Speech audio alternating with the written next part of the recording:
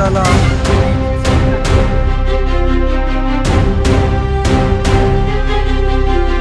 इनको किस चीज का खौफ है? मैं जो मेरे आईनी और कानूनी रास्ते हैं वो सारे जो हैं अपना रहा हूँ।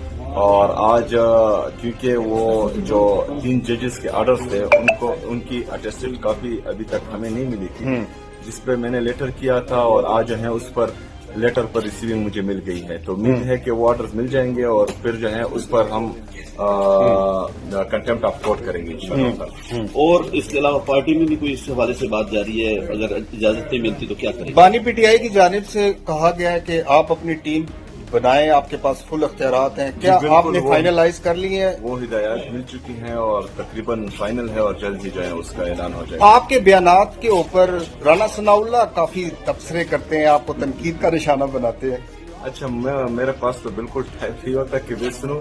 बहरहाल उनका काम ही यही है। काबीना कितनी रुकनी होगी पहले फेज में? ये जो है वो देखेंगे, अभी डिसाइड नहीं होगा। डबल फिगर में होगी या सिंगल फिगर में? तो शायद डबल तक पहुंच जाए। शायद पुराने चेहरे या नए चेहरे? मुकाम पर आपने नामती धरना भी किया था, अगर आज भी आपको इजाजत नहीं मिलती तो क्या कोई प्लान रखते हैं इस हवाले से? देखिए जी, हम तो कोशिश कर रहे हैं कि इजाजत मिल जाए, लेकिन उनके एटीट्यूड से हमें नहीं लग रहा कि इजाजत मिलेगी।